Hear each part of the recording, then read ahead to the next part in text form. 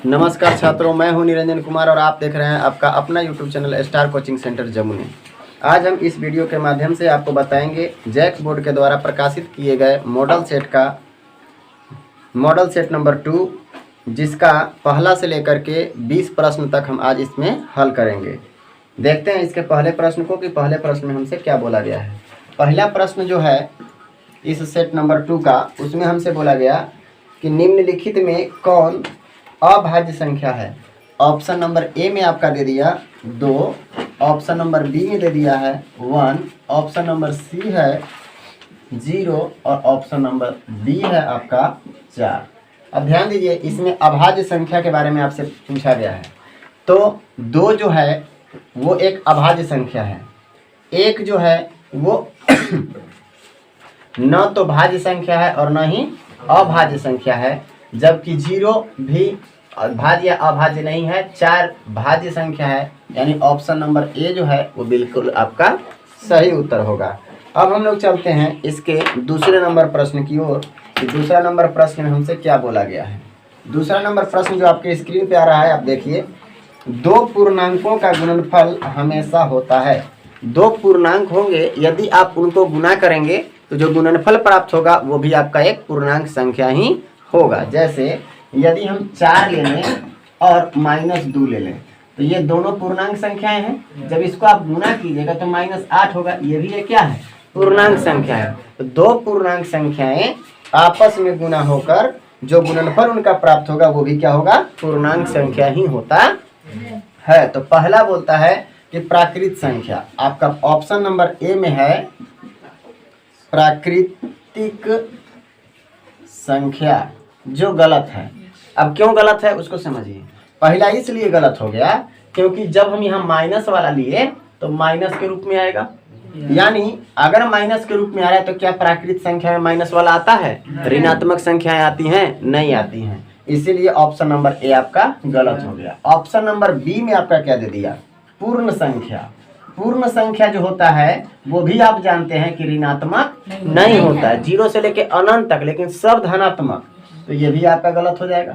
Option number C में आपका दे दिया पूर्णांक संख्या। तो पूर्णांक जो होता है वो धनात्मक भी होता है और ऋणात्मक भी होता है, इसीलिए ये आपका बिल्कुल सही उत्तर है। अगर अगला देखेंगे हम डी को, तो डी में आपका दिया हुआ था विषम संख्या। विषम संख्या, ये कोई जरूरी है कि विषम संख्या ही होगा? सम संख्या भी हो सकता है। देखिए -8 आया है तो ये सम संख्या के रूप में आता है, तो ये भी आपका ऑप्शन गलत होगा। अब सवाल नंबर 3 को देखिए। तीसरा नंबर सवाल में दिया कि पाई किस प्रकार की संख्या है। यानी पाई के बारे में पूछ रहा है कि वो किस प्रकार की संख्या है। पहला प्राकृत संख्या है? नहीं। दूसरा ऑप्शन में दिया गया यानी बी में पूर्ण संख्या, ये भी गलत है। ऑप्शन नंबर सी दिया हुआ है परिमेय संख्या, बिल्कुल गलत। और ऑप्शन नंबर डी में है इनमें से कोई नहीं। तो हाँ, इनमें से कोई नहीं है, तो ऑप्शन नंबर डी आपका जो है वो बिल्कुल सही उत्तर है। आगे हम लोग देखेंगे इसके चौथे नंबर प्रश्न को कि चौथा नंबर प्रश्न में हमसे क्या बोला। तो वास्तविक संख्या है। वास्तविक संख्या किसको कहा जाता है? तो ध्यान से सुनिए, वास्तविक संख्या किसको कहते हैं? परिमेय संख्या तथा अपरिमेय संख्याओं को सम्मिलित रूप में वास्तविक संख्या कहा जाता है। यानी परिमेय संख्या को भी आप वास्तविक संख्या बोल सकते हैं और अपरिमेय संख्या को भी वास्तविक संख्या बोल सकते हैं, ठीक है। लेकिन वास्तविक संख्या को केवल परिमेय संख्या नहीं बोल सकते हैं, ठीक है। यहाँ पे ध्यान दीजिएगा, चौथा नंबर प्रश्न आपसे बोला कि वास्तविक संख्या क्या है। तो ऑप्शन नंबर ए में दिया गया परिमेय संख्या। केवल परिमेय संख्या को वास्तविक संख्या बोलते हैं? नहीं, दोनों को। अपरिमेय संख्या नहीं। ऐसे अगर बोलना चाहे तो बोल सकते हैं, परिमेय संख्या को वास्तविक संख्या बोला जा सकता है, अपरिमेय संख्या को वास्तविक संख्या बोला जा सकता है, ठीक है। लेकिन यहाँ एक ऑप्शन नंबर सी दिया हुआ है ए और बी दोनों, तो ये ज्यादा बेहतर होगा क्योंकि परिमेय संख्या को भी वास्तविक संख्या बोला जाता है और अपरिमेय संख्या को भी वास्तविक संख्या बोला जाता है। इसका मतलब दोनों को वास्तविक संख्या बोला जाता है, तो ए और बी दोनों सही होगा। तो ऑप्शन नंबर सी जो है ए तथा बी दोनों, ये आपका बिल्कुल सही जवाब है। यानी किसका, चौथे नंबर प्रश्न का ऑप्शन नंबर सी सही उत्तर है। अब हम लोग देखेंगे प्रश्न संख्या 5। 2 तथा 3 के बीच निम्न में से कौन सी परिमेय संख्या है। तो ऑप्शन नंबर ए में आपका दे दिया पाई। तो पाई तो अपरिमेय संख्या है, ये तो ऐसे ही छट गया। अब चलिए ऑप्शन नंबर बी में, बी आपका दे दिया √3। तो √3 का वर्गमूल क्या होता है, 3 का वर्गमूल क्या होता है? तो 3 का जब वर्गमूल निकालिएगा तो वो 1 से छोटा हो जाएगा, सॉरी 1 से बड़ा होगा। कैसे? 1 एकम 1 और 2 दूनी 4, 2 बार में तो बेसी हो जाएगा, तो कितना बार आएगा? 1 बार, यानी 1 से ज्यादा और 2 से कम होगा। अब यहाँ पे बात करते हैं कि हमको निकालना क्या था, 2 और 3 के बीच में, 2 और 3 के बीच में आया नहीं, 2 से कम ना है, इसीलिए ऑप्शन नंबर बी भी आपका क्या हो गया? गलत। अब ऑप्शन नंबर सी में आइए। ऑप्शन नंबर सी आपका कहता है 5/3। इसको भागा लगा करके देख लीजिए, जब 3 से आप भाग करते हैं 5 में तो 3 दूनी 6 बेसी ना हो जाएगा, तो 2 से छोटाने ना रह गया, ये भी आपका गलत हो गया। हमको 2 से ज्यादा चाहिए था और ये 2 से ज्यादा हो ही नहीं रहा है, ठीक है, 2 से कम ही हो जा रहा है, मतलब 3 एकम 3 एक ही बार जा रहा है, तो 1 से तो बड़ा होगा लेकिन 2 से कम हो जा रहा है, इसलिए ये भी ऑप्शन आपका क्या हो गया? गलत। अब हम लोग देखेंगे डी को। तो डी में आप देखिए 5/2 दिया हुआ है, 2 से जब आप 5 में भाग लगाइएगा तो 2 दूनी 4, बचेगा कितना? 1 दशमलव दीजिए, 2 5 10 कट गया, यानी ये 2.5 जो है 2 से बड़ा है और 3 से छोटा है, इसीलिए ऑप्शन नंबर डी ही आपका क्या होगा? बिल्कुल सही उत्तर होगा। अब हम लोग देखेंगे इसके अगले प्रश्न यानी 6ठे नंबर प्रश्न को। 6ठा नंबर प्रश्न में हमसे बोलता है कि 2 का पावर -3, 2 का पावर -3 बराबर व्हाट? क्या होगा 2 का पावर -3 बराबर? तो ऑप्शन नंबर ए में आप देखिएगा, ए में आपका दे दिया 1/2, 1/2। तो ध्यान दीजिएगा कि -3 का मतलब हम लोग क्या जानते हैं, इसका पावर जो माइनस में उसको हम बट्टा में कर सकते हैं। तो बट्टा में जब कीजिएगा तो इसका बनेगा कैसे? तो यहाँ पे देखिएगा, हम हल करके आपको बताते हैं। ये जो आप 2 देख रहे हैं उसको आप बट्टा में लिख देंगे। क्यों लिखेंगे? ये माइनस में पावर है, इसलिए माइनस की जगह पे प्लस में लाने के लिए। अब पावर जो माइनस में था वो क्या में हो गया? प्लस में। अब इसको आप 3 बार गुना कीजिए, तो 1 को 3 बार गुना कीजिएगा तो 1 होगा, और 2 को 3 बार गुना कीजिएगा तो 8 होगा, यानी इसका मान कितना हो जाएगा? 1/8 है। आपका दिया कितना? 1/2, तो गलत ऑप्शन हो गया। ऑप्शन नंबर बी में आइए। ऑप्शन नंबर बी दिया हुआ है -1/2, ये भी गलत है। ऑप्शन नंबर सी में क्या दे दिया? 1/8, और यही आपका बिल्कुल सही उत्तर है। ऑप्शन नंबर डी में दिया था -1/8, जो गलत है। उम्मीद है इस तरह के प्रश्न आप समझ पा रहे होंगे। अब हम लोग देखेंगे इसके अगले प्रश्न को। चलिए अब 7वां प्रश्न को देखते हैं। 7वां प्रश्न में हमसे क्या बोला गया, इनमें से कौन एक बहुपद है? ऑप्शन देखिए, ऑप्शन से क्लियर हो पाएगा। 2x² + 3x का पावर -1 और +4। जब आप पढ़ रहे होंगे उस समय आपको बताया गया होगा कि पावर कभी माइनस में नहीं होना चाहिए। अगर पावर माइनस या ऋणात्मक वाला होगा तो वो बहुपद नहीं कहलाएगा। तो ऑप्शन नंबर ए आपका जो है वो गलत है। ऑप्शन नंबर बी क्या कहा उसके बारे में देखिए। तो यहाँ दिया 2x² + 3x + 4/x। यहाँ देखिए हर के रूप में आपका क्या आ गया? x, और हर के रूप में x नहीं होना चाहिए, ठीक है, यानी ऑप्शन नंबर बी भी आपका क्या हो गया? गलत। अब ऑप्शन नंबर सी में आइए।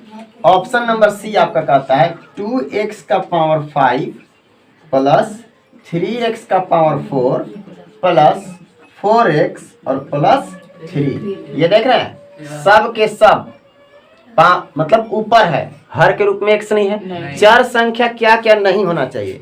तो चर संख्या रूट के अंदर नहीं होना चाहिए, चर संख्या का पावर जो होगा वो ऋणात्मक नहीं होना चाहिए, और चर संख्या बट्टा के नीचे नहीं होना चाहिए। देखिए तो इसमें है कहीं चर संख्या का पावर माइनस में? नहीं है। चर संख्या बट्टा के नीचे है? नहीं है। चर संख्या रूट के अंदर है? नहीं है। इसलिए ऑप्शन नंबर सी आपका बिल्कुल सही है। अब डी को आप देख लीजिए। डी में क्या दिया गया था? डी है 32x का पावर 2 + 3x और +4√x। तो देखिए x जो है रूट के अंदर आ गया, वर्गमूल के अंदर आ गया, इसीलिए ये ऑप्शन नंबर डी आपका क्या हो जाएगा? अब हम लोग क्या देखेंगे? प्रश्न संख्या 8 को। निम्नलिखित में से किस बहुपद का एक शून्यक 2 है? यानी इनमें से किसका एक शून्य क्या होगा? 2 होगा। मतलब किसमें, किस बहुपद में उस मान को रख दिया जाए x के स्थान पर तो वो 0 दे दे। देखिएगा यहाँ ऑप्शन नंबर ए में आपका दे दिया गया है x + 2। यहाँ पे जो शून्य का 2 दिया गया है वो x के जगह पर 2 रख के देखिए क्या 0 बना देता है? 2 रखिएगा तो 2 और 2 क्या हो जाएगा? 4। यानी ये ऑप्शन आपका क्या हो गया? गलत। ऑप्शन नंबर बी में आइए, बी दे दिया x - 2। तो देखिएगा x के जगह पे क्या रखना है? 2, क्योंकि शून्य का वहां कितना दिया गया? 2। जब 2 में से 2 को माइनस कीजिएगा तो क्या हो जाएगा? 0। 0 दे दिया ना। शून्य का मतलब शून्य पता करना या शून्य लाना, तो शून्य आ गया ना, इसीलिए ऑप्शन नंबर बी आपका क्या है? सही है। अब देखिए ऑप्शन नंबर सी आपसे क्या पूछा गया था? 3x और प्लस में 2। थोड़ा गौर करेंगे, 3x के जगह पर क्या रखना है? 2। तो 3 दूनी 4, 3 दूनी 6 और 2 जोड़ेंगे तो कितना होगा? 8। तो गलत ना हो गया? हमको कितना चाहिए था? 0। तो ऑप्शन नंबर सी आपका गलत हो गया। अब ऑप्शन नंबर डी को देखिए, डी में हमसे बोला गया था 2x + 3। अब x के जगह पे 2 रखिएगा तो 2 दूनी की 4 और 3 7। ये भी 0 नहीं दे रहा है, इसलिए ये भी गलत हो गया। अब सवाल नंबर 9 को देखिए। 9 में दिया गया बहुपद x² - 3x³ - 5x का घात क्या है? घात का मतलब पावर। तो पावर आखिर किसको कहते हैं? तो इस बहुपद में जिसका सबसे बड़ा पावर होगा वही आपका उस बहुपद का घात कहलाएगा। तो इसका बहुपद का घात आप देखिए तो x का पावर सबसे बड़ा कौन है? 3। आपका ऑप्शन नंबर ए में दे दिया 2, जो बिल्कुल गलत है। हमारा तो घात 3 आया है ना। ऑप्शन नंबर बी में देखिए, बी आपका दे दिया -3, ये भी गलत है, धनात्मक ना है पावर। अब चलिए ऑप्शन नंबर सी में आपका दे दिया 5, ये भी गलत है। और ऑप्शन नंबर डी में आपका दे दिया 3 और ये बिल्कुल सही उत्तर है। आगे हम लोग देखेंगे प्रश्न संख्या 10 को, कि 10वां प्रश्न में हमसे क्या बोला? यदि px बराबर आपका दे दिया गया है, क्या दिया गया? 5x का power 2 - 2x + 7।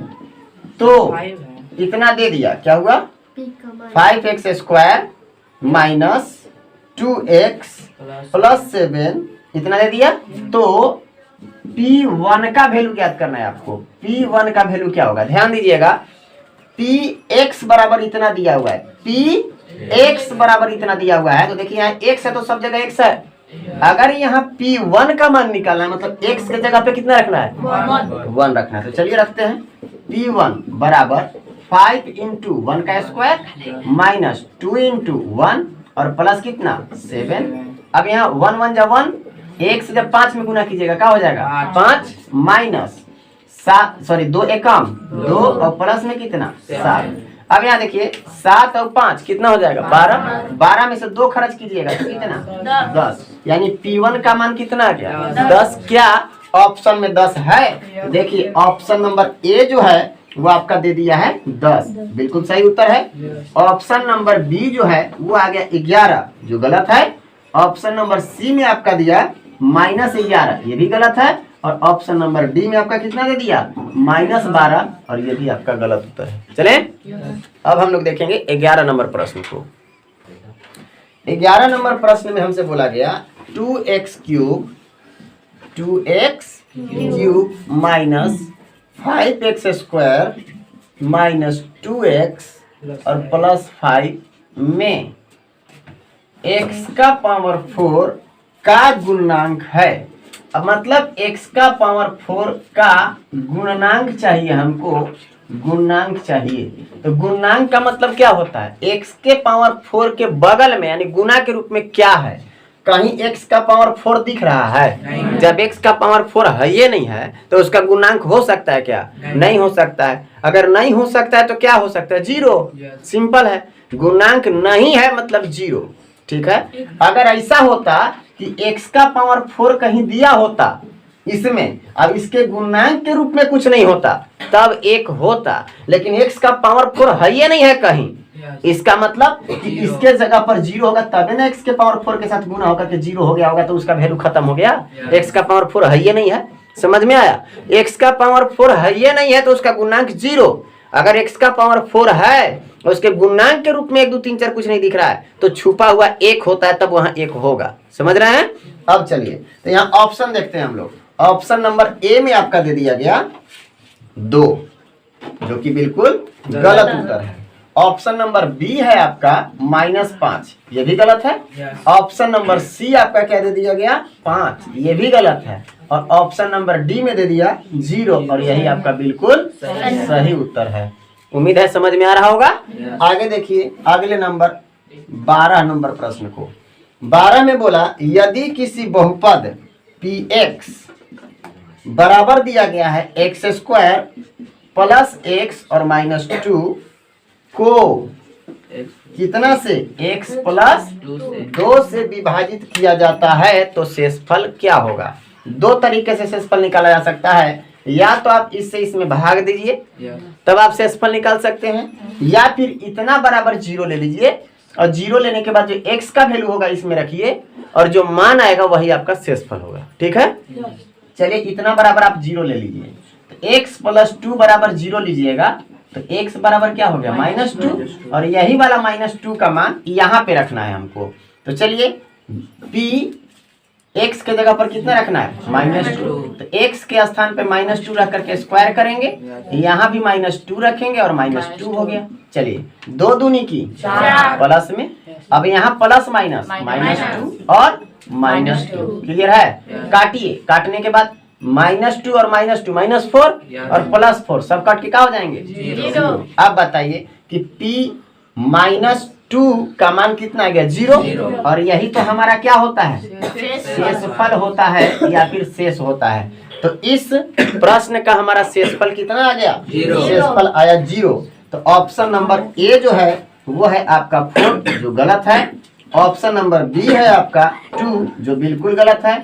Option number C में आपका दे दिया है 0 और यही बिल्कुल सही उत्तर है। ऑप्शन नंबर डी में दिया था -4 जो गलत है। क्लियर है। अब आपको ऐसा लग रहा हो कि इसको भाग करके दिखाइए, तो भाग करके दिखाया जाए। तो चलिए देखिएगा, भाग करके आपको दिखाते हैं कि भाग करने के बाद क्या शेषफल 0 आता। तो चलिए x प्लस 2 से हम भाग करते हैं किसमें x² प्लस x -2। ध्यान दीजिएगा हमारे पास है x और चाहिए x का पावर 2, यानी x से गुना करना पड़ेगा। जब आप x से x में गुना कीजिएगा तो x का पावर 2 हो जाएगा, होगा कि नहीं होगा। अब x और 2 में गुना कीजिएगा तो हो जाएगा 2x। चिन्ह किसका लगेगा प्लस का, क्योंकि दोनों जगह क्या है प्लस। अब हम क्या करेंगे माइनस कर दें, क्योंकि घटाने के लिए चिन्ह बदला जाता है। तो यहाँ भी माइनस और यहाँ भी माइनस, ये दोनों कट जाएगा। इसको जब घटाइएगा तो मिलेगा -x, क्योंकि 2x में से 1x घटेगा तो बचेगा 1x। बड़ा 2x है इसीलिए माइनस लगेगा, और माइनस में क्या आएगा 2। अब बताइए हमको माइनस चाहिए, अब है यहाँ क्या प्लस, तो माइनस देना पड़ेगा। x चाहिए, अब x है भी तो एक से ना गुना करेंगे तो परिवर्तित नहीं होगा। एक से जब गुना कीजिएगा तो -x माइनस और प्लस -1 से 2 में गुना करेंगे 2। अब चिन्ह को क्या कर दिया जाता है बदल दिया जाता है, ये भी कट गया ये भी कट गया, तो शेषफल में कितना आया 0, और यही तो हमारा 0 ऐसे भी आया था। क्लियर है। अब हम लोग देखेंगे इसके अगले प्रश्न को, यानी प्रश्न संख्या 13 को। 13 नंबर प्रश्न में हमसे बोलता है x² -9x प्लस k का एक गुणनखंड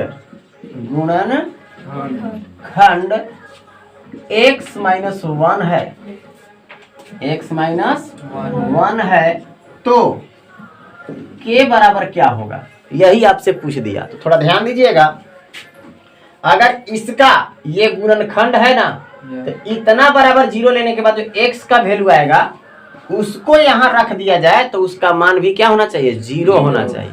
अगर 0 हुआ तो हम कहेंगे कि शून्यक है, और 0 नहीं हुआ तो शून्यक नहीं है। लेकिन हमसे ये नहीं पूछा गया कि शून्यक है कि नहीं, हमको k का मान निकालना है। तो इतना बराबर यहाँ शून्यक दिया हुआ है, गुणनखंड इतना, इसका मतलब ये शून्यक है इसका। ठीक है, अगर ये गुणनखंड दिया तो इसका शून्यक है, इसका मतलब इसका मान x का निकाल करके और इसमें रखिएगा तो 0 के बराबर होना चाहिए। तो चलिए हम लोग सबसे पहले x -1 बराबर क्या लेते हैं 0, तो x बराबर कितना आ जाएगा 1।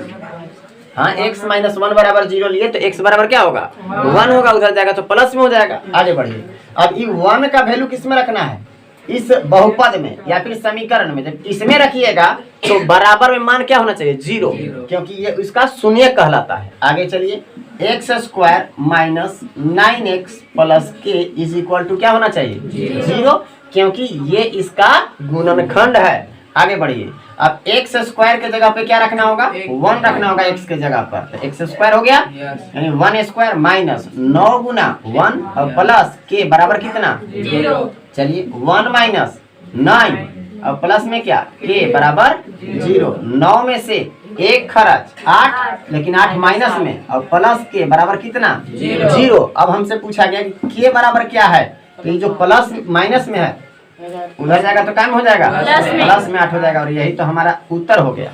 समझ में आया? अब हम लोग देखेंगे इसका ऑप्शन क्या क्या दिया हुआ था। तो ऑप्शन नंबर ए में आपका दिया गया है 13 प्रश्न है ना। ऑप्शन नंबर ए है 4 जो गलत है। ऑप्शन नंबर बी में आपका दे दिया 8 जो बिल्कुल सही उत्तर है। ऑप्शन नंबर सी में दिया था -8 जो गलत है, और ऑप्शन नंबर डी में दिया गया -4 ये भी गलत उत्तर है। समझ में आया? आगे देखते हैं इसके अगले प्रश्न को। 14 नंबर प्रश्न।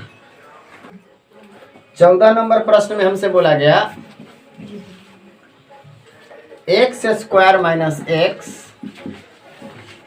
माइनस 6 का गुणनखंड क्या है? गुणनखंड, ध्यान दीजिएगा, जब इसका गुणनखंड करना होता है तो हम लोग फर्स्ट इंटू लास्ट वाला नियम लगाते हैं। यहाँ 1 है, 1 से जब 6 में गुणा कीजिएगा तो कितना होगा? 6। 6 को आप ऐसा तोड़िए कि या तो जोड़ने के बाद या घटाने के बाद 1 आ जाए, क्योंकि यहाँ क्या है? 1 है। तो बताइए 3 दूनी 6 करेंगे तो 3 में से 2 खर्च 1 हो जाएगा क्या? चलिए, एक्स स्क्वायर ज्यों का त्यों रहता है। यहाँ माइनस का चिन्ह लगाएंगे तो जो बड़ा होगा उसको पहले लिखेंगे तो हो जाएगा 3x, और फिर जोड़ने के बाद आया है 1 या फिर घटाने के बाद? घटाने के बाद तो यहाँ प्लस देना पड़ेगा, तभी तो अलग अलग चिन्ह रहेगा तो घटेगा। 2x लिख लेंगे और माइनस कितना? 6। अब इसमें कॉमन किया जाता है तो चलिए कॉमन करते हैं। x को कॉमन कीजिएगा तो क्या मिलेगा? x, और माइनस यहाँ क्या बचेगा? 3। फिर प्लस 2 को कॉमन कीजिए तो x बच जाएगा इसमें, और प्लस माइनस 2 तिया 6। अंदर में एक जैसा आ जाता है तो हम लोग क्या समझते हैं कि सही है। अब बाहर वाले को 1 में कीजिए यानी x प्लस 2 हो गया, और ये दोनों के बदले 1 यानी x माइनस 3। कौन सा ऑप्शन में ये दिया गया है उसको देखिए। ऑप्शन नंबर ए में आपका दिया गया है x plus 3 into x plus 2 क्या है? प्लस में है, यहाँ नहीं, यहाँ माइनस में और यहाँ प्लस में दे दिया। ऑप्शन नंबर ए गलत। ऑप्शन बी की ओर चलिए। ऑप्शन बी में आपका बोल दिया x minus 5 into x minus 2 ये भी गलत है। ऑप्शन नंबर सी में आइए। ऑप्शन नंबर सी में आपका बोल दिया x minus 3 into x plus 1 ये भी आपका गलत है। देखिए यहाँ तो ठीक है लेकिन ये वाला नहीं मिल पा रहा है, ऑप्शन नंबर सी गलत। ऑप्शन नंबर डी में आपका बोल दिया x minus 3 into x plus 2 भले इधर उधर है लेकिन मिल रहा है x माइनस 3 एक्स प्लस 2 यानी ऑप्शन नंबर डी आपका बिल्कुल सही उत्तर है। चलें आगे देखते हैं इसके अगले प्रश्न को। जैसा कि आप चित्र में देख रहे हैं ये आपका 15 नंबर प्रश्न का एक चित्र दिया गया है। इसमें या इस चित्र के आधार पर नीचे 2-3 सवाल दिए गए हैं, उसी को सब सवाल को हल करने के लिए चित्र समझना बहुत जरूरी है, और इसी के आधार पे हमसे सवाल पूछा गया है। तो चलिए 15 नंबर सवाल में सबसे पहले क्या पूछा उसके बारे में देखिए। 15 नंबर प्रश्न बोलता है कि बिंदु एल का निर्देशांक क्या है। सबसे पहले हम देखेंगे कि एल कहाँ है। चलिए देखिए यहाँ एल है। एल का निर्देशांक निकालने के लिए सबसे पहले एक्स अक्ष पर कटान देखा जाता है। तो इस एल के द्वारा एक्स अक्ष पर कहाँ काटा गया है? ये है आपका एक्स अक्ष, -5 पर काटा गया है तो -5, और वाई अक्ष पर कहाँ काटा गया है? -4 पर। तो इस एल का निर्देशांक क्या हो गया? -5 और -4। तो चलिए ऑप्शन में कहाँ दिया हुआ है -5 और -4? जो दिया होगा वही आपका सही उत्तर होगा। ऑप्शन नंबर ए में है 2 जो गलत उत्तर हो गया। ऑप्शन नंबर बी में आपका क्या दे दिया? 2 और -4 ये भी गलत है। ऑप्शन नंबर सी में आपका क्या दिया? -5 और -4 क्या ये सही है? हाँ सही जवाब है। ऑप्शन नंबर डी में आपका दे दिया 1 और -5 जो बिल्कुल गलत उत्तर है। अब देखेंगे इसके 16 नंबर प्रश्न को। 16 में हमसे पूछता है बिंदु एस की कोटि क्या है। एस कहाँ है, देखिए यहाँ है एस। अब इसका कोटि पूछ रहा है, तो जैसे यहाँ पे एक्स और वाई हम लोग बोलते हैं ना, किसी भी बिंदु का निर्देशांक एक्स और वाई है, मतलब एक्स अक्ष का कटान और वाई अक्ष का कटान। ये फर्स्ट वाले को बोला जाता है एक्स अक्ष वाले को भुज, और दूसरा वाला को यानी वाई अक्ष वाले को क्या कहा जाता है, कोटि। हमसे पूछा क्या गया, एस का कोटि। तो पहले एस का निर्देशांक तो पता चले, तो एस का निर्देशांक आपका क्या होगा, एक्स अक्ष पर कहाँ काट रहा है, 3 पर, तो 3, और वाई अक्ष को कहाँ काट रहा है, -4 पर। तो बताइए भुज कौन और कोटि कौन, तो भुज हो गया 3 और कोटि कौन हो गया -4। तब देखिएगा कि -4 किस ऑप्शन में दिया हुआ है, जिस ऑप्शन में -4 होगा वही आपका सही उत्तर होगा। ऑप्शन नंबर ए में 3 है जो गलत है। ऑप्शन नंबर बी में दिया गया -4, और -4 ही तो हमारा आया था कोटि के रूप में, यही आपका सही उत्तर होगा। ऑप्शन नंबर सी में दिया था -3 जो बिल्कुल गलत उत्तर है, और ऑप्शन नंबर डी में दिया गया था 4, ये भी गलत उत्तर है। अब हम लोग चलेंगे 17 नंबर प्रश्न में। 17 नंबर प्रश्न हमसे बोलता है कि बिंदु बी की भुज क्या है। अब बिंदु बी को ढूंढिए। देखिए बिंदु बी हमारे पास यहाँ है कि नहीं। अब जब तक इसका निर्देशांक हम पता नहीं करेंगे तो भुज पता चल पाएगा नहीं। तो निर्देशांक क्या होगा, एक्स अक्ष पर ये कहाँ काट रहा है, 4 पर, तो 4 हो गया। वाई अक्ष पर कहाँ काटा, 3 पर, तो 3 हो गया। इतना क्लियर है। अगर इतना क्लियर हो गया हो तो अब देखिए भुज किसको कहते हैं, फर्स्ट वाले को, यानी 4 हमारा क्या होगा, आंसर होगा। तो चलिए भुज के रूप में 4 जो ऑप्शन दिया होगा वही आपका सही उत्तर होगा। ऑप्शन नंबर ए में दे दिया 3 जो गलत है। ऑप्शन नंबर बी में आपका दे दिया 5, ये भी गलत है। ऑप्शन सी में दिया 3 जो गलत है, और ऑप्शन नंबर 4 जो है, सॉरी ऑप्शन नंबर डी जो है वो आपका दिया गया है 4, और यही बिल्कुल सही उत्तर है। अब हम लोग देखेंगे 18 नंबर प्रश्न को। 18वां नंबर सवाल में बोलता है निर्देशांक 3 और -4, 3 और -4 द्वारा पहचाना गया बिंदु क्या है। तो किसका, 3 और -4। तो चलिए 3 और -4 देखिए, हम लोग अभी तुरंत निकाले हैं 3 और -4 निकाले हैं। वो किस बिंदु का निर्देशांक है, एस का। तो आंसर क्या होना चाहिए, एस। तो ऑप्शन नंबर ए में क्या दे दिया आपका, ऑप्शन नंबर ए में दे दिया एच, गलत है। ऑप्शन नंबर बी में क्या दिया, एस, तो बिल्कुल सही उत्तर है। ऑप्शन नंबर सी में आपका दे दिया बी जो गलत है, और ऑप्शन नंबर डी में दिया गया एम जो बिल्कुल गलत उत्तर है। अब आइए 19 नंबर प्रश्न में। 19 नंबर प्रश्न में बोला कि कार्तीय तल में क्षैतिज रेखा को क्या कहते हैं। क्षैतिज रेखा को क्या कहा जाता है। तो एक्स अक्ष, हाँ, क्षैतिज और उदाग्र 2 होते हैं। क्षैतिज का मतलब पड़ा हुआ और उदाग्र का मतलब खड़ा हुआ, ठीक है। तो पड़ा हुआ को हम लोग क्या कहते हैं, एक्स अक्ष, और क्षैतिज को हम लोग क्या बोलेंगे, एक्स अक्ष। तो ऑप्शन नंबर ए जो आपका है एक्स अक्ष वो बिल्कुल सही है।